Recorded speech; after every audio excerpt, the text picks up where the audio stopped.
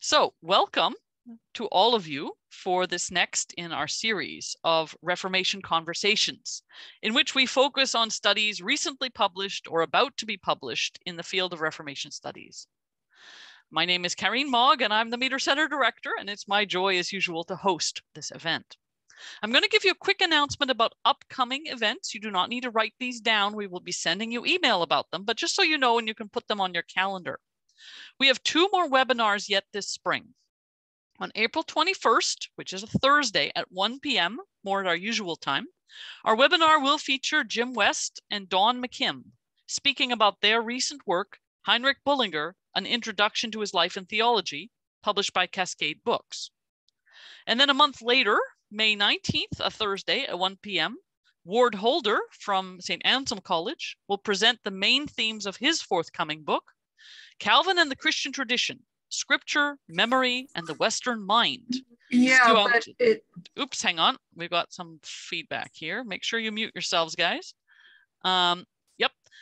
So Scripture, Memory, and the Western Mind due out with Cambridge University Press in July of 2022. And then finally, if you are in the Grand Rapids area, for those of you who are close enough to join us, we have some in-person events. This year is the Meter Center's 40th anniversary. So we're having some special events for that. How do I get the sound on here? Karine is talking. This will, I think I've done it now. I think I've muted it, Anne, so you're probably okay. The 40th anniversary events include a special lecture on the 18th of May, Wednesday the 18th. Dr. David Koizis, who is part of Global Scholars Canada, is going to join us in person for a lecture, and he's titled it, Let the People Praise, the Enduring Legacy of the Genevan Psalter. And then that evening, we will have a community psalm sing in the seminary chapel. So if you're on hand in person or you want to come, we would be very glad to see you on the 18th for those events to help us celebrate our 40th anniversary. And now to introduce today's presenter and today's respondent. Our presenter is Dr. Charles H. Parker, Hal Parker, professor of history at St. Louis University. He has taught there since 1994.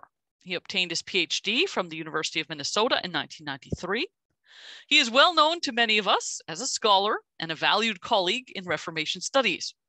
His works include The Reformation of Community, Social Welfare and Calvinist Charity in Holland, 1572 to 1620, published by Cambridge in 1998. Also, Faith on the Margins, Catholics and Catholicism in the Dutch Golden Age, published by Harvard University Press in 2008. And Global Interactions in the Early Modern Age, 1400 to 1800, and that was also published by Cambridge University Press in 2010. Today, he's going to share with us some of the themes of his most recent work, Global Calvinism, Conversion and Commerce in the Dutch Empire, 1600 to 1800, published by Yale University Press and very, very, very recently released. So that's very exciting. Our respondent, who will speak after Hal, is Dr. Nicholas Terpstra, professor of history at the University of Toronto. His publications cover a wide range of themes, from lay confraternities and civic religion in Renaissance Bologna, Cambridge 1995, to refugees in the early modern world, Cambridge 2015. His most recent book is Global Reformations, Transforming Early Modern Religions, Societies, and Cultures, published by Routledge in 2019. It was actually from Nick's plenary that he gave at the 16th Century Studies Conference in San Diego this past October that I learned about Hal's forthcoming book. So it seemed very fitting to invite Nick to speak and offer his comments at the conclusion of Hal's presentation. So welcome to both of you, and Hal, the floor is yours. Well, thank you very much, Karine, and for hosting this. And I want to also thank the Meter Center for inviting me to present my work in this Reformation webinar series. Also want to thank you all very much for coming, attending, and participating. It really means a lot to me personally to have so many people here whose work has meant so much to me, and who I've gotten to know over the years, to have you give me the gift of your time this afternoon. So thank you all very much. And especially thanks to Nick too for mentioning my book in a plenary session, and also for being so kind to respond to it this afternoon. So I thought where I would begin would be with context, because context means so much to us as historians. I thought I should begin by contextualizing the germination of this book to give you a sense of the preoccupations that kind of prompted me to embark on this project. I've had two major research interests in my career. The longest, the most intense, and the most sustained has been on the Reformation. It's probably because of a strict Southern Baptist upbringing that since my undergraduate days at Auburn University, Reformation Europe has been an abiding interest of mine. At Auburn, as a master's student, I wrote a thesis on French humanism and Calvinist reformers. And for my PhD, I wrote a dissertation on charity and poor relief in the Dutch Reformation. So the Reformation has always been very important to me. And I went to the University of Minnesota to work under James Tracy to do a PhD and to work on the Reformation. What I did not know, and kind of what happened accidentally, is I stumbled into an early modern comparative history program that emphasized world history in the new burgeoning field of early modern world history. While I was there were conferences on merchant empires, implicit ethnologies and ethnographies and other things. I took courses on comparative early modern world history, and I was really captivated by it, especially by the dynamic of mobility in the early modern world as texts, peoples, plants, animals moved around the world, and also how they entangled with one another, how they interacted with one another. So that was that has become a second research interest of mine. But at the time, as a graduate student, and for a long time thereafter, I could not figure out how to kind of merge my research interests in a big project. I just couldn't find out how to merge the Reformation with global entanglements. And so it took me about 15 years. I'm a little slow, but to finally figure out that if I wanted to do world history, all I had to do really was follow the Dutch out into the Atlantic, around the Cape of Good Hope in the Indian Ocean, to the East Indies, to Ceylon, Formosa, and many other areas. And then when I realized that Dutch pastors accompanied the East and West India companies, I saw an opportunity to merge my longstanding interests and to study Reformed Protestantism in global context. So that's how I got started on the project.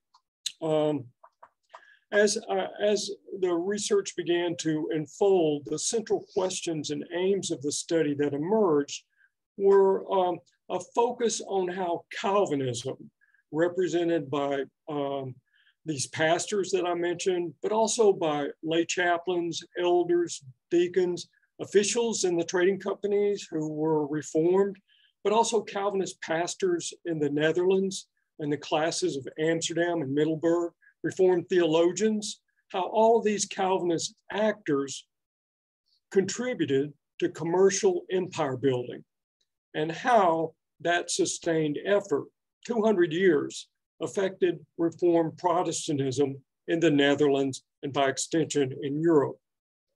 And ultimately, I think as I got underway, what I hoped to show was that Calvinism, which is so long regarded in Weberian terms as the essence of a Western mentality, the driver of modernity, and in the early modern period, aloof from the world, actually belongs to the nitty-gritty, grimy messiness of early modern world history. Calvinists were committed to converting non-European peoples and advancing the morals and messages of Reformed Protestantism around the world. The efforts of Dutch Calvinist predikanten represent the earliest and the most sustained Protestant missionary effort outside of Europe. So the activities of what I call global Calvinism are well documented. The classes of Amsterdam and Middelburg and the synods of North and South Holland advised and corresponded Reformed pastors and consistories overseas. And they wrote back and forth, often annually or biannually, and even more often as issues arose. This produced a voluminous body of correspondence between these Dutch church districts and consistories and pastors around the world. I collected at least 30,000 pages of manuscript correspondence from these sources, but there's also a large body of published visitation reports, published consistory records, published correspondence.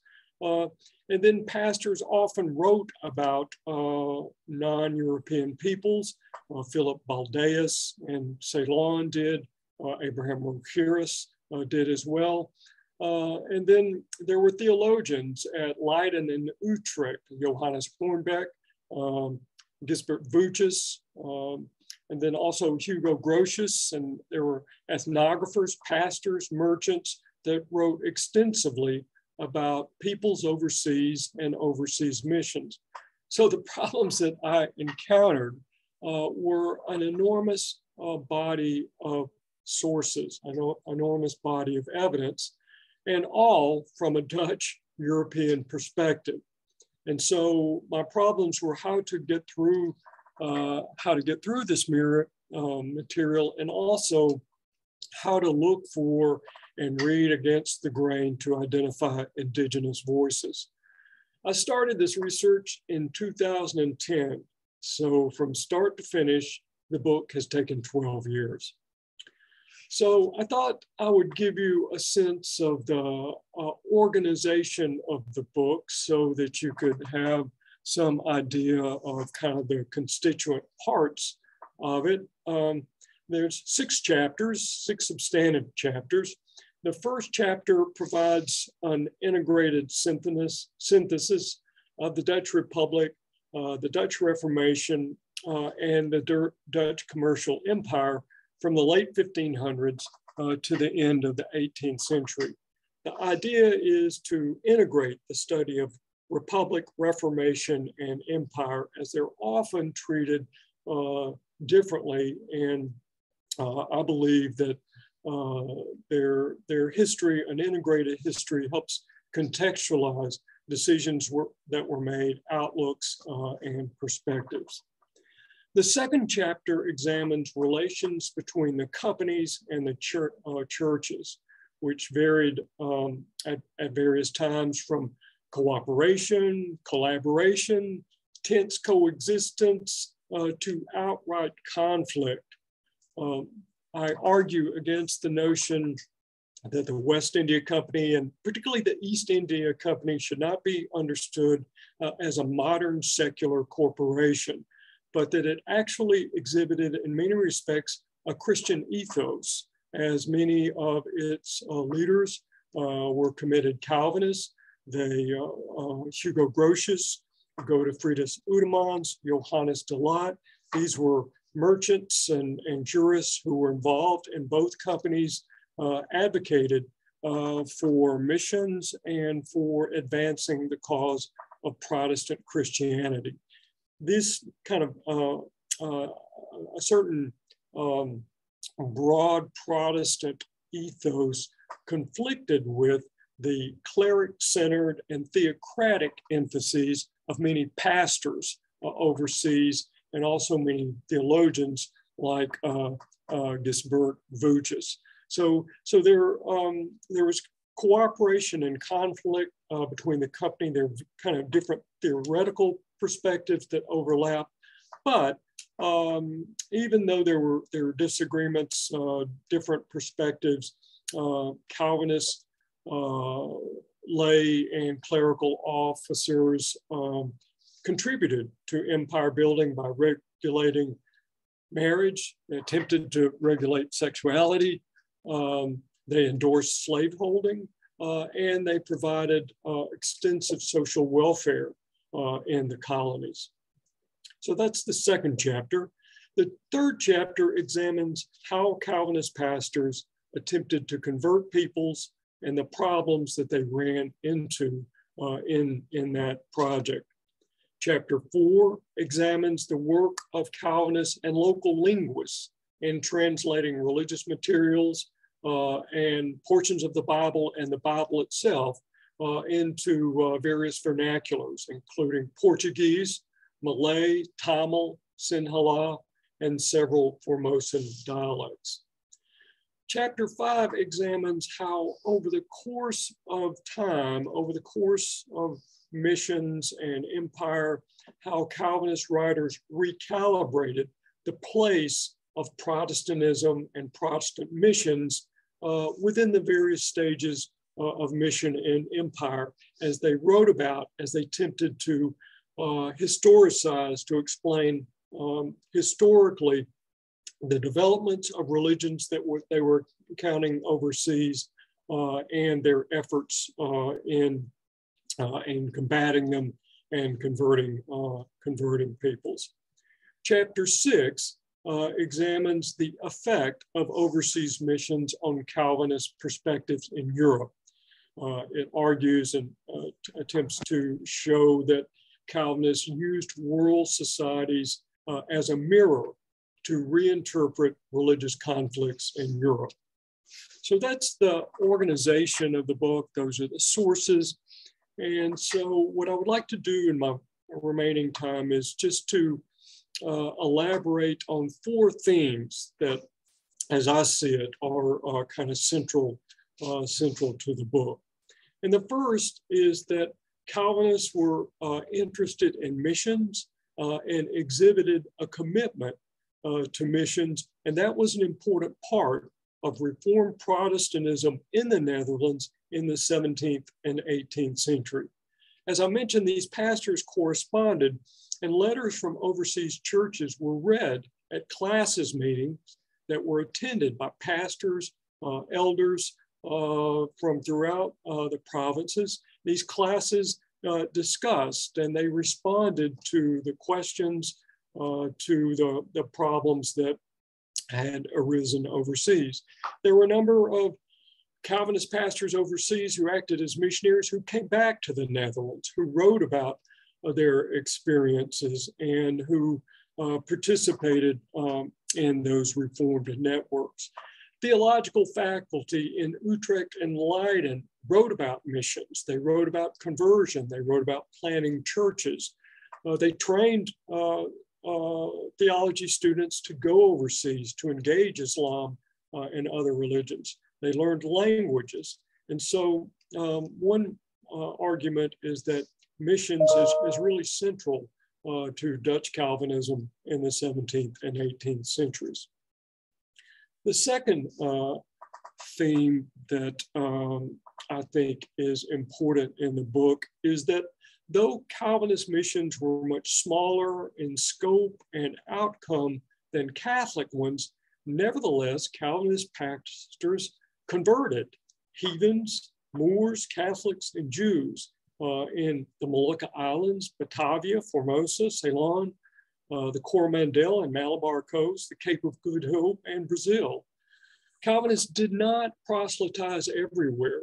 There are some areas in which the VOC in particular struck contracts with local Muslim rulers in the Molucca Islands, for example, and they agreed not to proselytize one another. But when the VOC and the West India Company found it in their interests commercially, they supported Christian missions and those communities emerged all around the world within the orbit of the Dutch commercial empire. Thirdly, Calvinists were plagued by perplexities over the standards for conversion. I think that what a non-European Reformed Protestant Christian looked like proved problematic for them. They often wrote that overseas Christians, overseas Reformed should act like Netherlanders. They should act like Dutch Reformed Christians. But often that did not happen. Indigenous folks who did affiliate with the Reformed Church in some degree, or who we might say converted, had very different notions of what a Reformed Protestant might be, that produced a great deal of frustration for pastors and what we might call hybrid practices among local Reformed Protestants for Calvinist pastors really smacked of a kind of an encultured, ingrained idolatry that it was hard to extirpate. And finally, I think an important theme in the book is the ways in which an attempted illustration of the ways in which engagement overseas manifested itself in important ways in Protestant religious culture in the Netherlands. And in the 6th chapter, I try to give a number of examples of this. And so I'm just going to give 2 here. One is kind of among Orthodox Calvinists who by the 17th and 18th century came to really engage in a lot of battles with rationalists, and Socinians, Spinozas, and they came to regard these rationalists as heathens, and they characterized their views as heathen sentiments. And argue that this characterization comes out of their engagement with pagan societies overseas. That is, they drew a connection between what they saw as neo-pagans or heathens in Europe and heathens overseas. For Calvinists, the pagan error or the pagan principle was a confusion between the creator and the creation. They saw this overseas in idolatry, where pagans would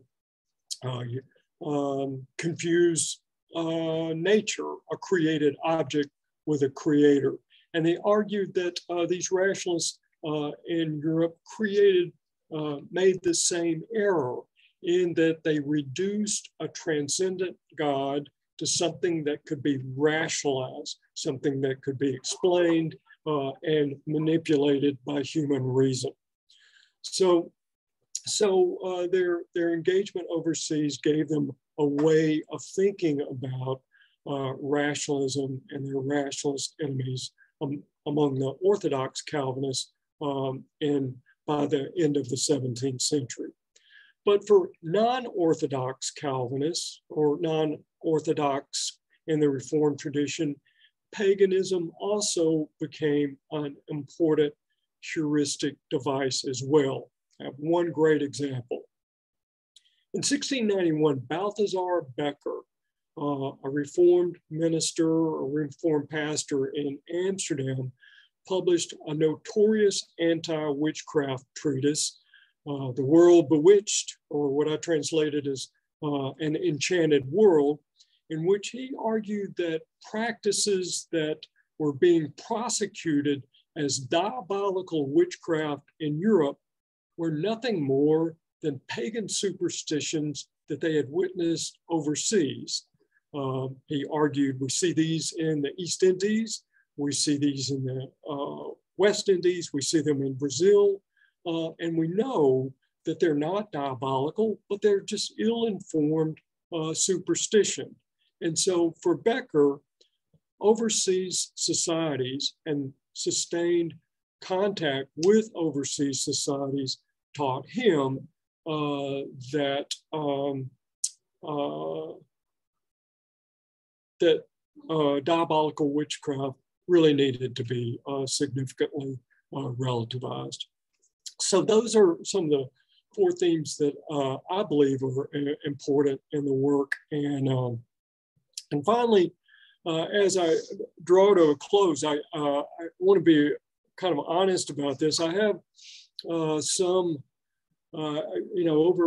it took me 12 years to complete this book. And often along the way, especially the last couple of years, as I was trying to bring it to an end, I think, what in the world am I doing? 200 years from Brazil to the Molucca Islands and all so much different scholarship. I'm sure I'm making all sorts of mistakes. And so I have a little bit of trepidation about it as it comes out. But in the end, what I really hope that the book does, the way I hope it pushes us forward, is to illustrate that Calvinism was a global movement in the early modern period, and it became entangled with peoples and cultures on every continent. Thank you. Terrific. Thank you so much, Hal.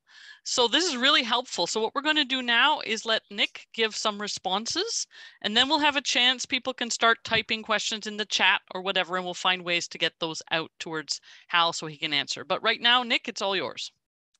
Okay, thanks, Corrine, and thanks, Hal, very much. And thanks for this opportunity to offer some responses. I've appreciated Hal's work for a very long time, and our paths have crossed at different times over the past few decades. I don't know if Hal remembers, but we first began corresponding, I think it was back in the 90s, over the possibility of a conference and essays on charity. And one thing that I've really appreciated with Hal's work over the years is his ability to bring together theological issues, which could be seen as, say, intellectual history, but then also deeply implicated or deeply involved in social issues and the social history. And I think that this book also shows that very much. I think, as he's said, there's an emphasis on the,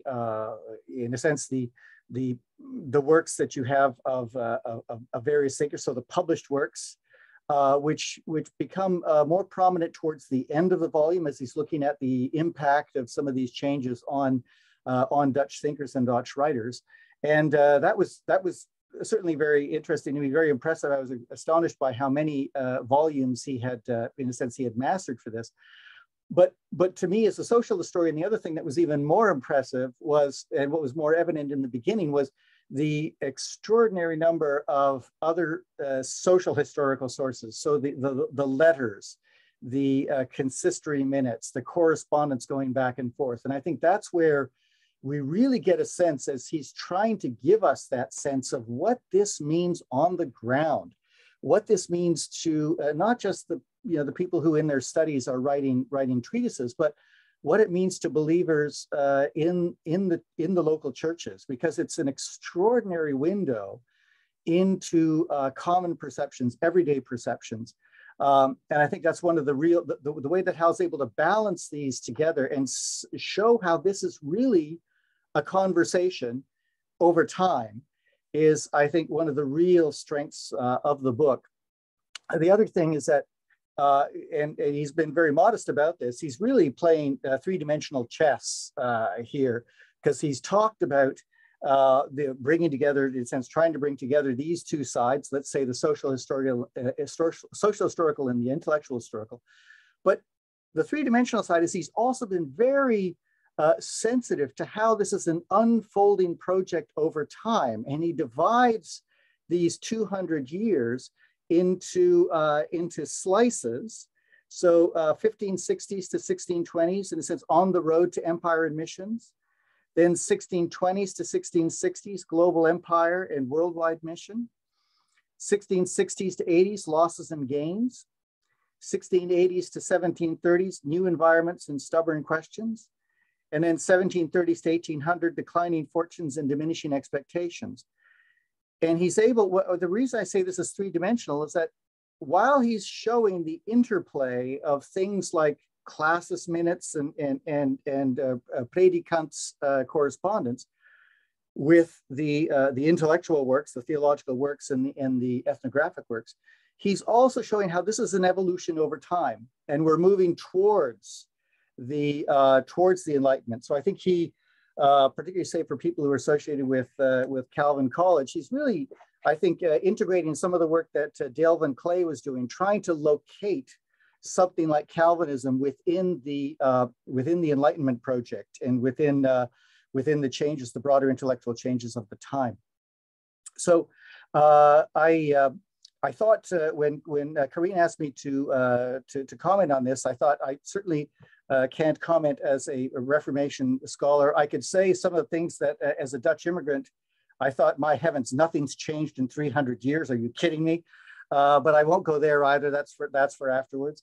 But I thought maybe we could look at some of the things that Hal's talked about, some of the doors he's opened, and some of the say the invitations he makes. We're looking at, as he's mentioned, entanglements, intersections, and so there were three things I was curious about, and I thought, maybe three things we could explore a bit further. One was looking at in a sense, further at the other side, so the voices and accounts of those who are being missionized.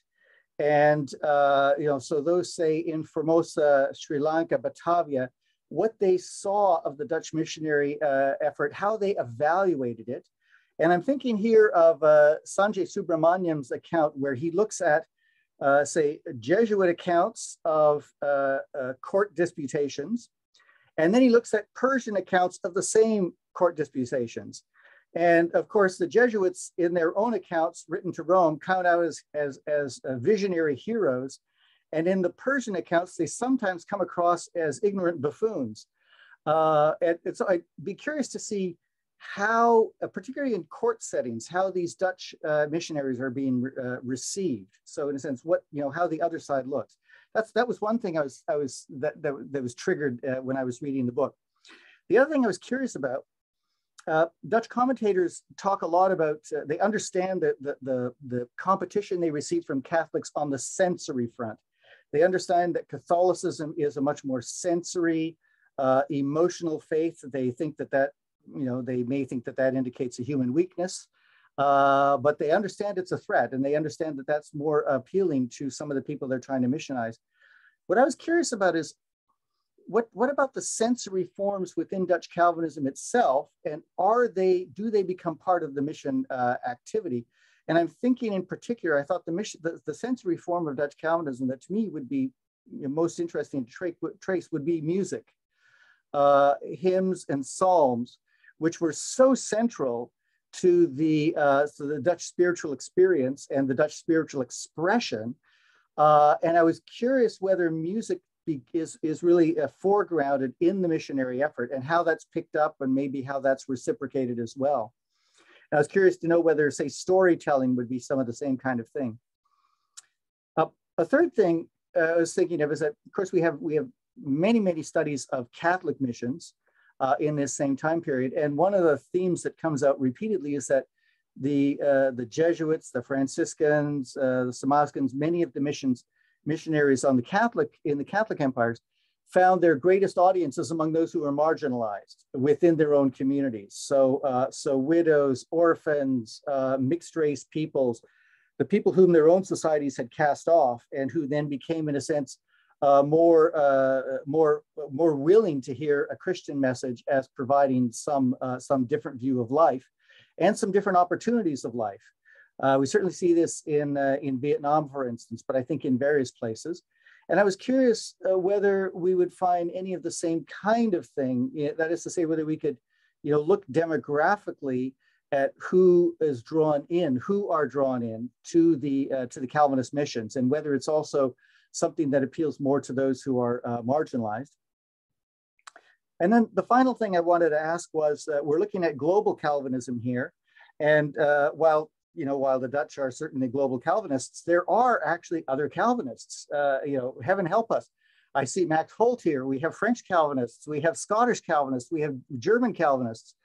I'm curious about how Calvinists of other cultural traditions, curious how they evaluated the Dutch experience, and also whether their own experience on the mission field in any way followed some of these same patterns. And to what extent then we can see the theological and the cultural being woven in to the various missionary experiences. As I said to Hal, I shared some of these ideas with Hal yesterday. I said, I'm not trying to talk about the book you didn't write, because I think the book you wrote is fantastic. But where I see it is that it's a book that opens many doors and opens many possibilities. And I think that if I see, so many of the people who are on this screen right now are people who are following up on those possibilities and pursuing them. So I thought these might be some ideas that we could follow further in our conversation, and certainly in our time ahead. We've got decades to go.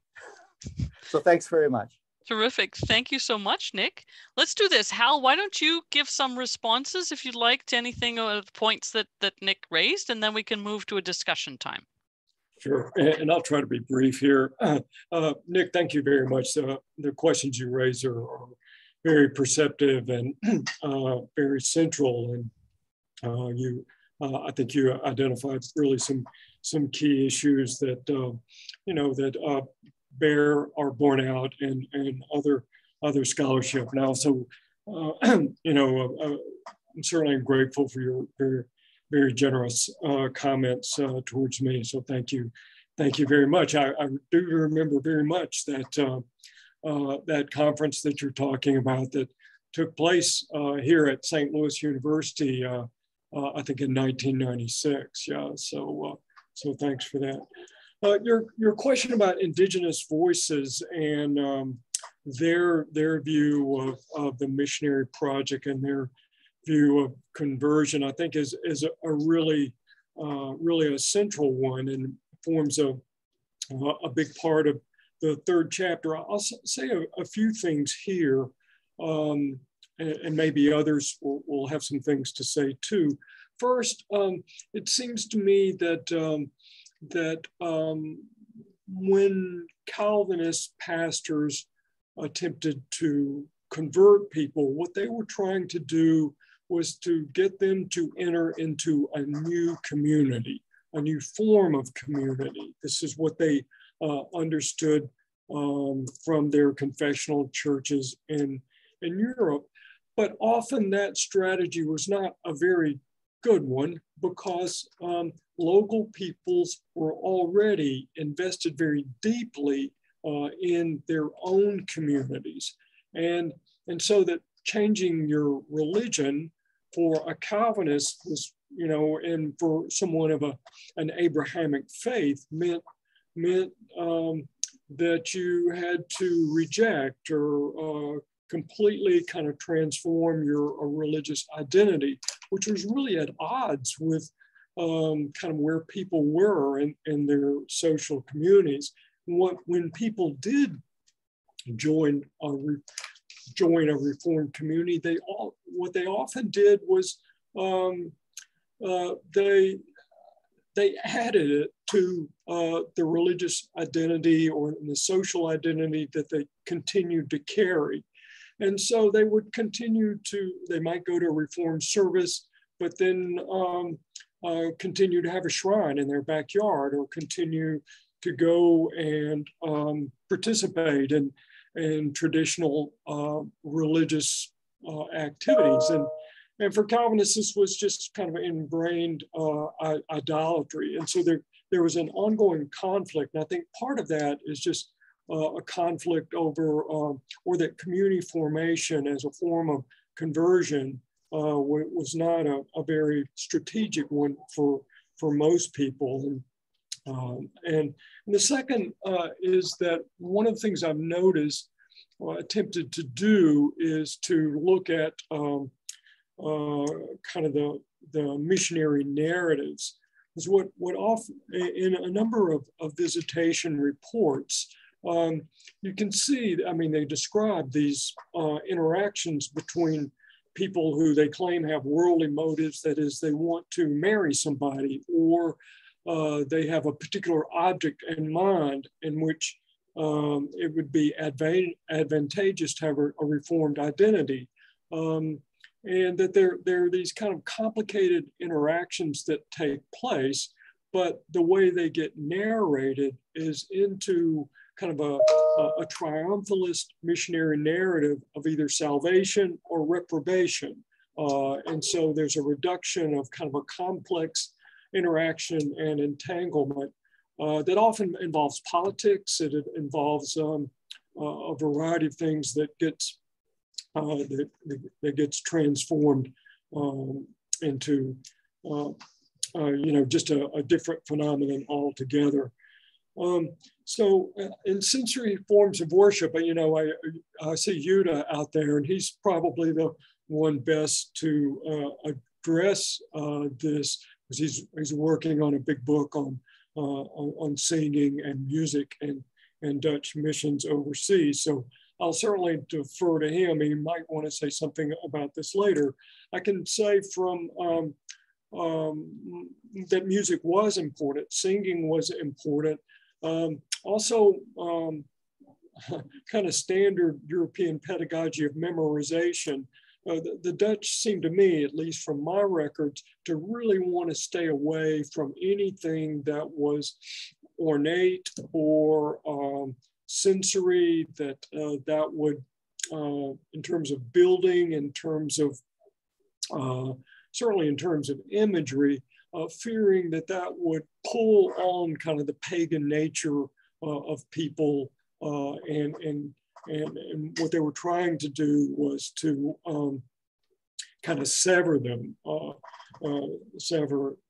that. So there's I think a real kind of standoffishness about a lot of that. And yes, the Reformed often did appeal to the most marginalized peoples of society. They ran a very, well, I don't know about generous, but a very extensive social welfare networks of providing alms, but also orphanages and other things. They supported people enormously. They also expected, when that happened, that people would attend church, that they would go to school, so this was a very colonial society, with a very firm hierarchy, and a slaveholding society, and they attempted to convert enslaved peoples, but then they turned around and complained because people would seek membership or affiliation in the Reformed Church for worldly motives. That is, they weren't so there was a kind of a constant tension between trying to support marginalized people in some way, trying to relieve suffering, but on the other hand, being very suspicious about those who might affiliate for reasons of social welfare, or wanting to marry a Christian, or something that they would construe as less than a genuine motivation.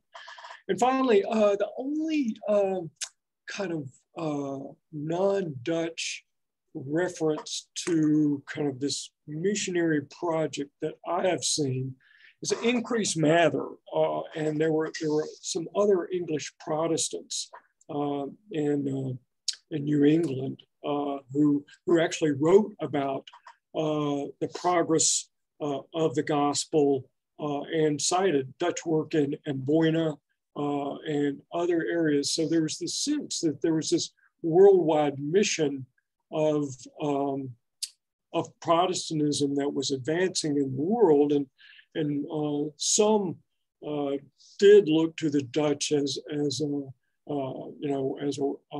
worthwhile example to emulate. So, but among French Huguenots, I hope Mac and Ray have something to say about that.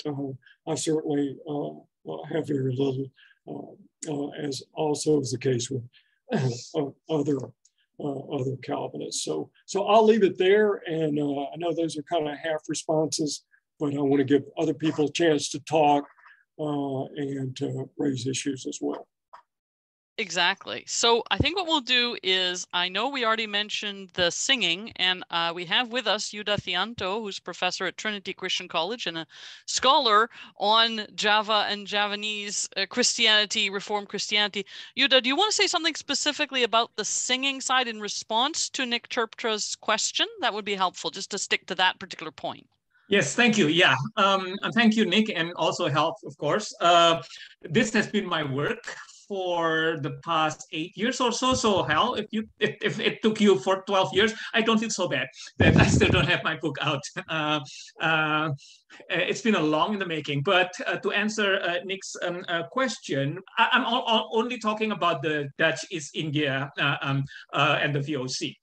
Among the first published works that the Dutch did in Malay for the Southeast Asia, for the East Indies, was the translation of some of the Psalms and the Canticles. So the metrical Psalms that were the hallmark of Calvin's Reformation in Geneva were among the first ones to be translated, they bear, all these translations bear the same characteristics of all the metrical psalms sung in Geneva and also in the Netherlands.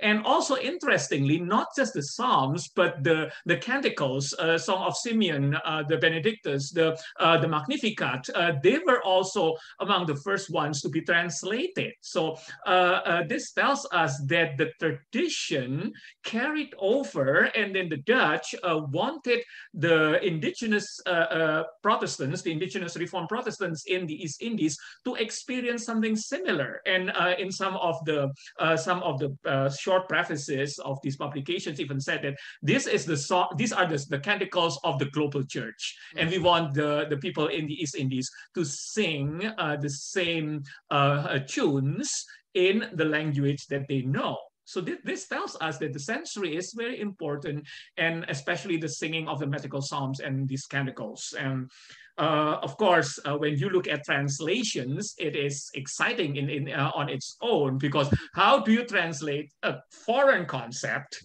from the Reformation into the East Indies to the people who don't speak the language? And then you still have to maintain the meter, you still have to maintain the rhyme and all the poetical characteristics. So it's a study on its own, and for me, it's very fascinating. So thank you, Corinne. Thank you, Yuda. So helpful.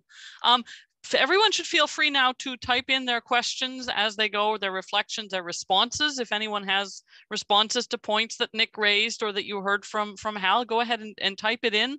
If you prefer to speak, I think there's only about 30 of us. We can probably manage that. But while people are typing up their questions, Hal, I have a sort of a question for you, and I'm not sure how easy it is to answer.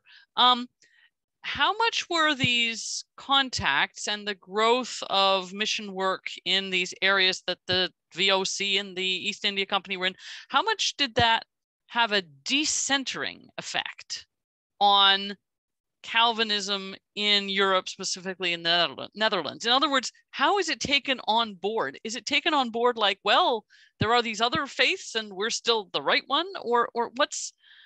How do people respond to these encounters in the sense of their sense of who they might be? Yeah, it's a great question. Excuse me, my camera's going crazy here.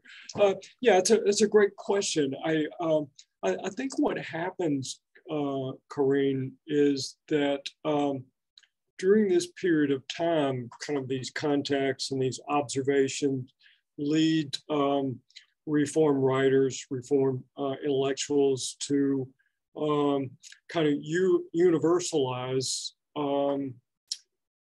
religious belief and practice into four traditions. One is Christianity, of course, Judaism, Islam, but also paganism. Paganism becomes a universal religion for these Calvinist writers, and they trace it historically back from the Old Testament, the Egyptians, through Roman and Greek times, classical period, and then as they argue as people migrated over the world in various times that their practices and fables are different, but they all belong to the same ultimate essential religious belief and practice. And so what they engage in is kind of a comparison and kind of a comparison between pagans in one part of the world and others. And so I think this decentering effect, as you say, and these guys are systematic theologians, a number of them anyway, and so everything's got to be put into a system. And so I think one of the effects is kind of a comparative look at religious practice and also kind of building these universal schemas among beliefs and practices of peoples around the world. That's helpful. Thank you so much. I believe Christine Coy has a question. Go ahead, Christine. Hi, Hal. Thank you. Yeah, thank you for this presentation. I look forward to reading your book. I have purchased a copy. It's sitting on my desk, and at some point I will get to it. I appreciate this kind of teaser. So I was struck when Nick was describing the sort of trajectory of your narrative, that it fairly closely mirrors the political economic fortunes of the Dutch Republic and its empire. The rise to about what, the second half of the 17th century, and then slow decline in the 18th century. And I was wondering to what extent you found that the success, shall we say, the effectiveness of Calvinist missionary efforts in the colonies mirrored that political economic trajectory. In other words, is it, does the missionary effort kind of fizzle out in the second half of the 18th century, or does it diminish? I mean, can you tie the two together at all, or is it entirely separate evolution? Yeah, that's a great question. What I probably did, is that whole notion of rise and fall of the Republic is probably so ingrained that I just probably made sense to me that I imposed it overseas.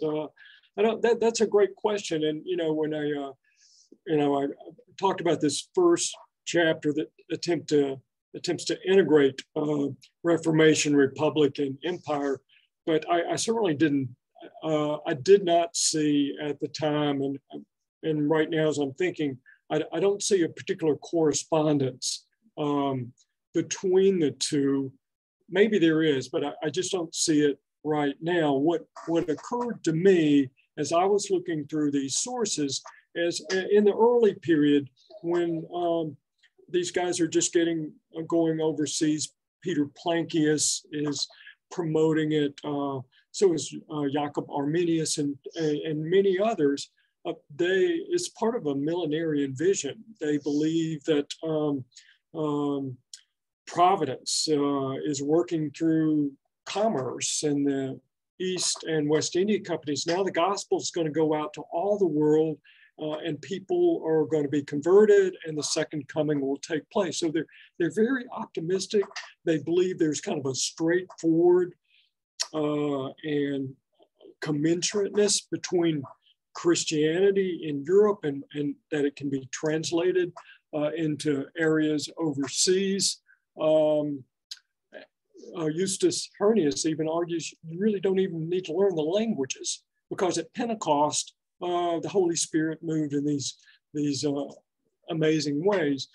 But what happens after about 30 years is there's not a lot of conversion that was taking place, at least in the way that these pastors wanted to see. And so what they begin to do at that point is study theologically paganism in these societies. They begin to write about it. They begin to study it in Leiden and Utrecht.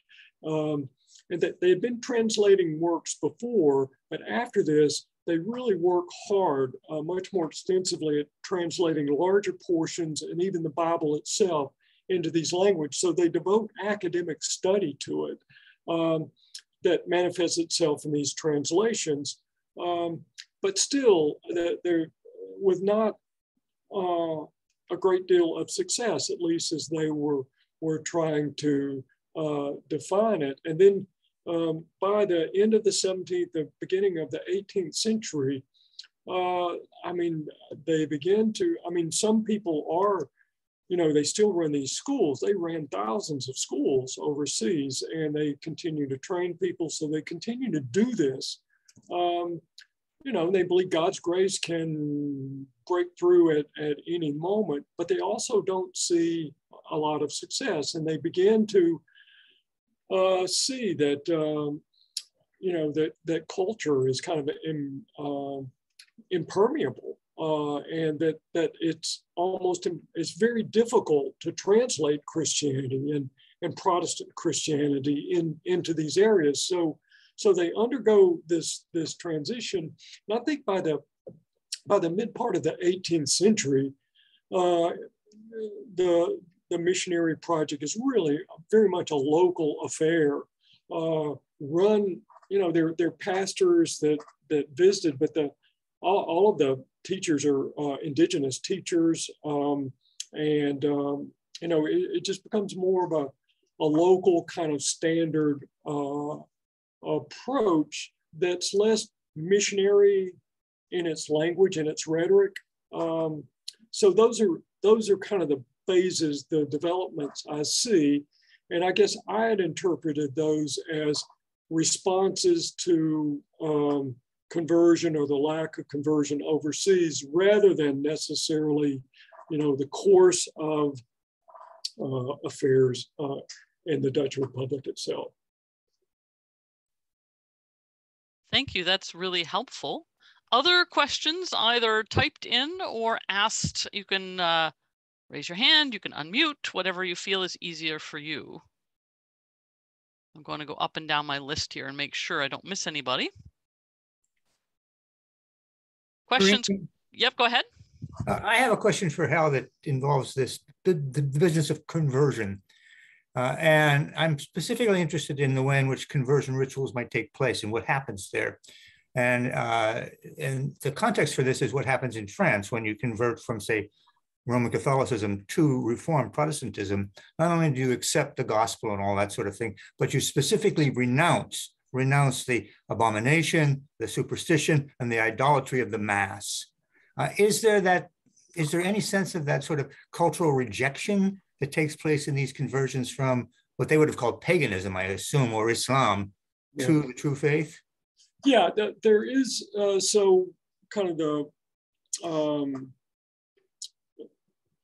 kind of the process for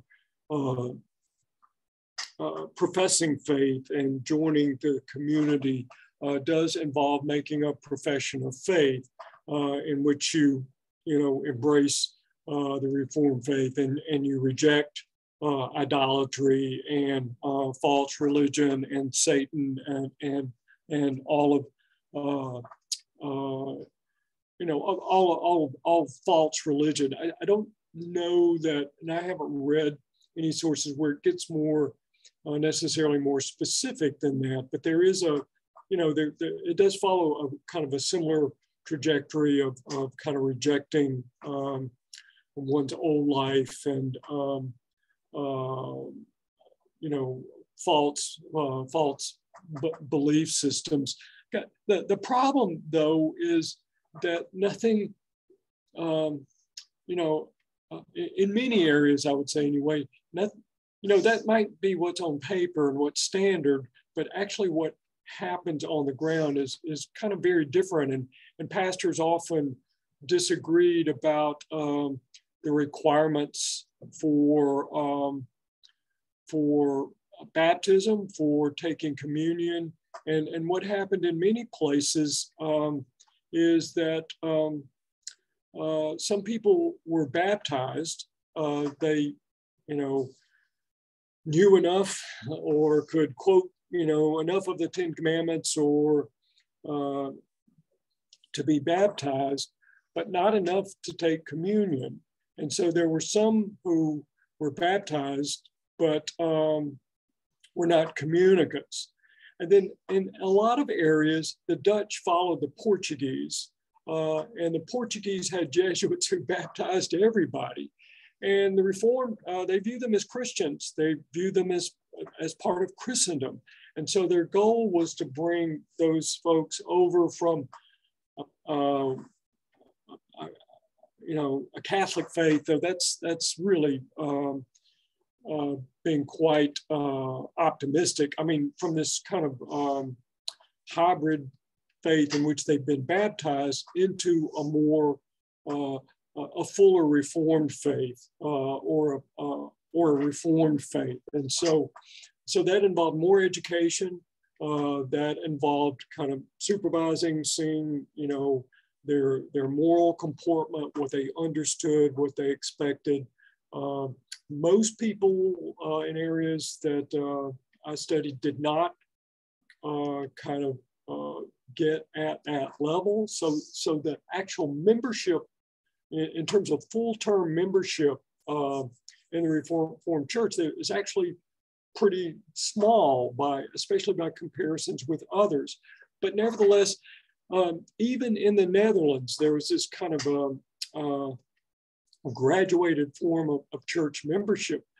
A lot of people in the Netherlands, who affiliated with the Reformed Church, were not actually members. They didn't want to subject themselves to the authority of the consistory, so they didn't take communion. But they went to church all the time, and they'd been baptized.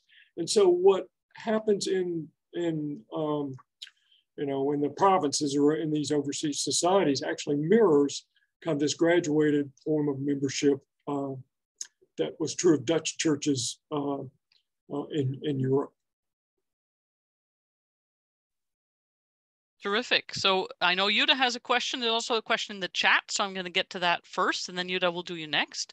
So this is from Jan Klok, and he says, thank you, and he's looking forward to reading the book. He says, I want to ask further, at the point that Calvinism played a significant role in spreading the gospel out in the world, especially the Calvinist form of theology. So he has two specific questions. First of all, did the Lutherans also play a role in this, given the fact that the growth and development of early Lutheranism in the Low Countries, especially Amsterdam, to an important extent was interwoven with trade, especially the Baltic Sea and Scandinavia, so Lutheran influence? And second is there some effect the other way around? To what extent the experiences of the Dutch in the East or West had influence on the theology and church life in the Low Countries themselves? So I don't know which one you want to try first, the Lutherans or the influence of the Dutch experience overseas on the theology and church life in the Netherlands. Yeah. I'll take the Lutherans first because that's easy. I don't know that much about it. I think the Lutheran, where I encountered the Lutherans are in New Netherlands, where there were Lutheran communities there, and they weren't terribly interested in missions. But the Dutch weren't terribly interested in missions in New Netherlands either. And basically Lutherans and Reformed kind of were odds at one another there. The other place where I've encountered them is in the Danish Lutheran community in Tranquilbar on the Coromandel coast, which they translated the Bible into Tamil there. And so, but there's, again, that was a situation of conflict. The Reformed didn't really think much of their translation. And so there's more kind of a tense coexistence at best. And I just don't know, I just don't know really that much about Lutheran missions. My sense is that something that's a little bit later, maybe 18th century, 19th century. The question about theology, the effect this had on theology, at this point, I was looking for that. I thought perhaps that would be the case. I really don't see any kind of impact on Dutch Reformed theology in the Netherlands.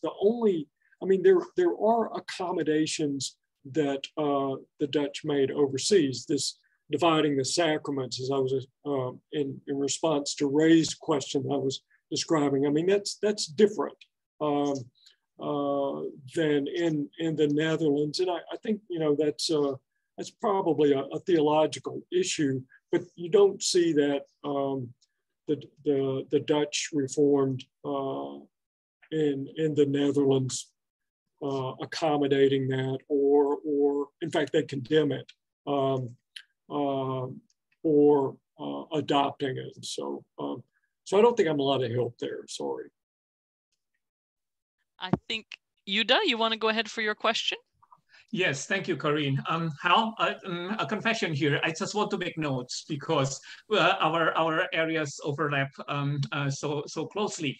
Now, I'm curious of what you think about the interplay between the VOC as a trade company and the minister's works in spreading the gospel, Reformed Protestantism in particular.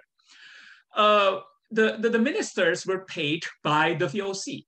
So they are the workers of the VOC. So they have to kowtow to the company and the leaders of the company, to the Heren 17 in the Netherlands, right? So to what extent did the ministers have the freedom to do their work?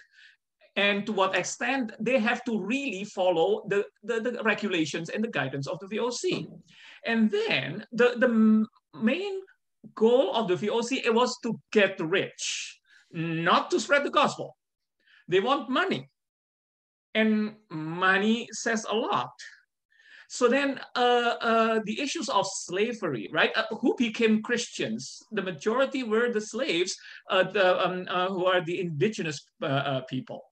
And how the VOC and the Dutch looked at these Christians. Now, the issues regarding the split sacraments that we talk about, so they baptized the people, the slaves, but they didn't allow them to partake in the Lord's Supper. Is it purely on the grounds of morality and conduct, or is it that the Dutch didn't want to sit at the same table as the slaves? So they were trying to find reasons not to have a fellowship, not to celebrate the sacraments together with the slaves. There is a huge a social gap here between the two groups. So what do you think about this? I'd like to hear from you on this issue. Thank you, Yuda. Those are great questions and really good observations. About the relationship interplay between the VOC and the ministers, yes, you're right. These ministers worked for the VOC. They were paid salaries by the VOC, and often there were conflicts. There were times when the VOC was very heavy-handed, not unlike city magistrates in the Netherlands at the end of the 16th, the beginning of the 17th century in religious conflicts there. I know Justice Hernius, who he preached a sermon on discipline in the 1630s, and he was imprisoned. The VOC commander, Governor General, imprisoned him in a ship off the coast and in Batavia, and that's true of other ministers who rebuked VOC officials. So no doubt about that, they did that. They were very heavy-handed. On the other hand, oftentimes in Formosa, Nicholas Verburg, and in Batavia, governor generals there upbraided the ministers for not doing more, not spreading the gospel more, not traveling more. And so there was, and they did actively, they drafted these church orders. They supported the Reformed Church. produced all of these religious materials. So yeah, it was a very, I think that the VOC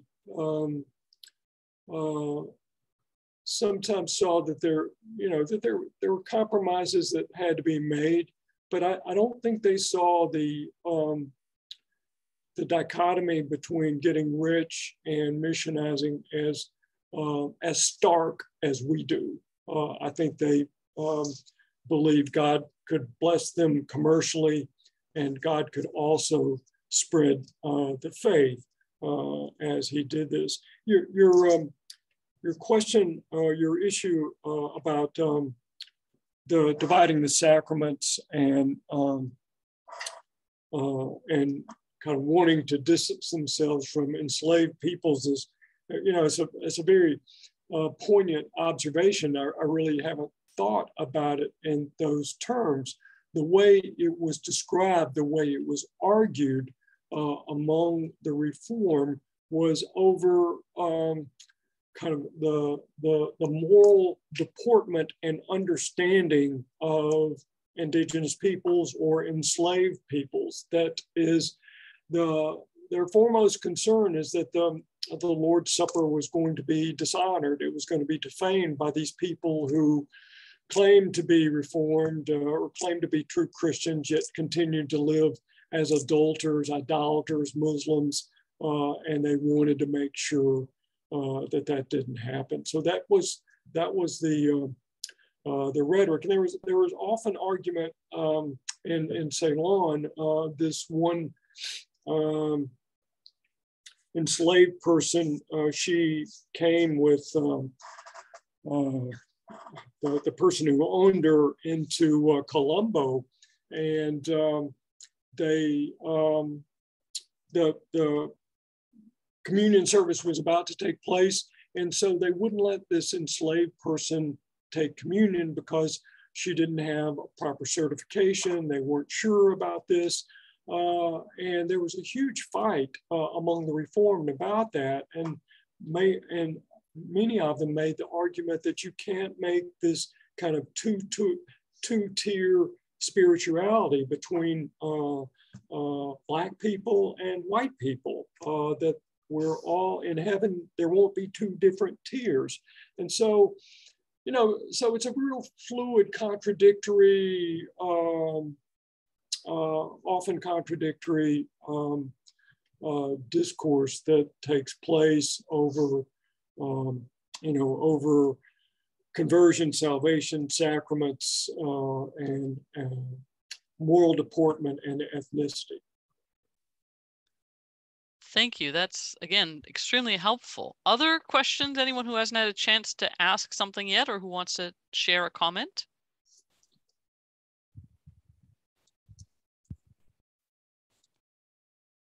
I'm looking in 3 directions at once. All right. Well, this has been amazingly helpful. Thank you, Hal, very much, and I'm excited that the book is out. I hope that works, really well. And Nick, thank you so much also for your participation, your comments, your feedback. I think this has been great. Again, a couple of reminders, especially if anyone came in late. We have 2 more webinars coming up. One on April 21st and the other on May 19th. And we'll be sending out information about these by email. You'll get invitations to join in again. So if Heinrich Bullinger is your thing, you'll want to be there on April 21. And if you really want, Calvin's theology, you've got to be here on May 19 with Ward Holder. In the meantime, I'm going to stop the recording at this point. Let me just do that a second.